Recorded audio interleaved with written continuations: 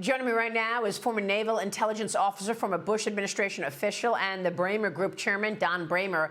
Don, great to see you. Thanks very much for being here. I mean, you just heard John Kirby, the onus is on Hamas. Isn't the onus on the United States to, at this point, respond to Iran? All of these proxy groups are working for Iran, aren't they? Well, they are. And, Iran, the onus is on Iran.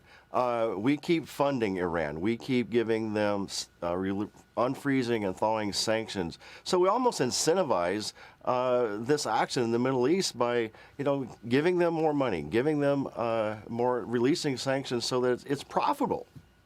Yeah, I mean, the Senate is set to debate next week on this supplemental aid package for Israel. Democrats are split on the foreign aid package as it includes assistance for Ukraine and Taiwan.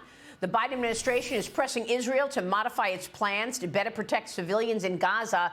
Don, what do you think is going on here? Is the White House holding back aid until they get a promise that Israel's going to continue a ceasefire?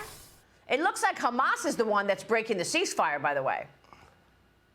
Well, Hamas is breaking the ceasefire.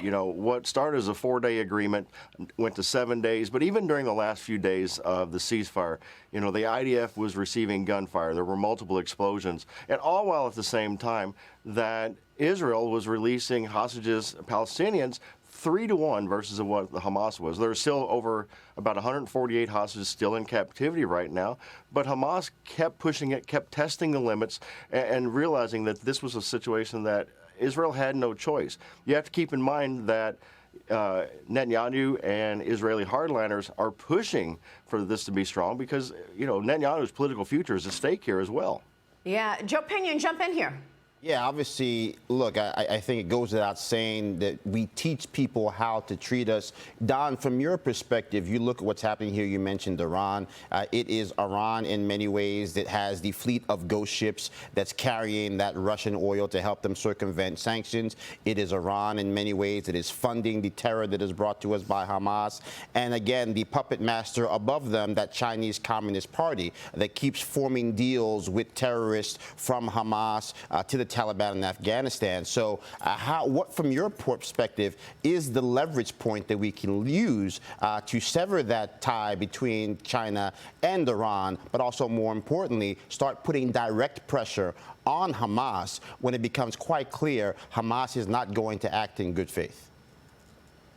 Hamas is not going to act in good faith, unless they feel that there is it is to their benefit. And they're looking to leverage this in any way possible, so whether it is through more humanitarian aid, more release of Palestinian prisoners.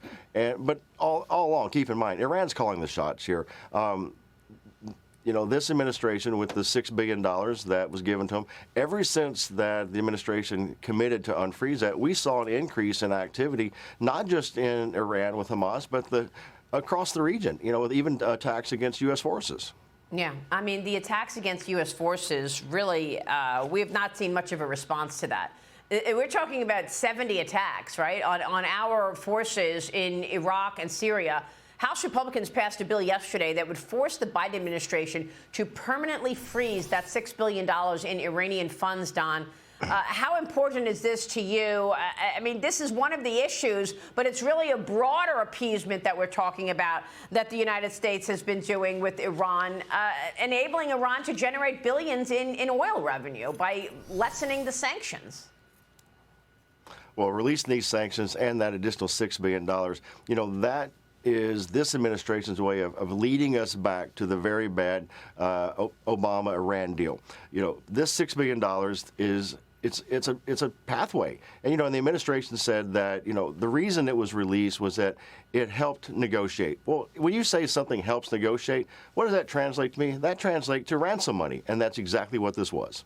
Yeah, and that's how they see it, Cheryl. They know it works. They're going to keep doing it. What did they do in that agreement with the prisoner swap? They swapped prisoners, and then 2 weeks later, they took all of the hostages in the Israeli raid. Exactly. And, what's interesting here is that you've got, at the same time that, that President Biden did go over to Israel and he did meet with the officials there. I mean, he has been, they're calling him Genocide Joe here in this country. And back to that issue of Iran, by the way, which is funding all of this, Maria, and that's the perfect point. What about China in all of this, Don? I mean, look, you know, we rolled out the red carpet, the Chinese red carpet over in San Francisco for Xi Jinping. China's the one that's purchasing a lot of this Iranian oil. So where's that relationship? Why didn't that come up besides, you know, the lovely dinner and the flags that got flown for Xi Jinping in San Francisco? Well, I don't think this administration wants to bring up anything that is going to provide a contentious moment between President Biden and the Chinese government. Right now, you know, what are the ties? We don't know between them, but it's almost like we're afraid to ruffle those feathers between the U.S. and China relationships. Maybe it's because we're not in a position to stand our ground in the Pacific. You know, who knows? I think what we're going to see here is, as we move into the next election year, we have nearly 36 House members that are going to be leaving. Whatever happens with China, whatever happens in Palestine, is going to not only affect Israeli politics, but it's going to have a huge effect on U.S. politics as pro-Israel and our allies look to see, how do we get House members and senators who are going to support this country and support what's going on in Israel and the Middle East? Yeah, it's a great question. John, it's good to see you this morning.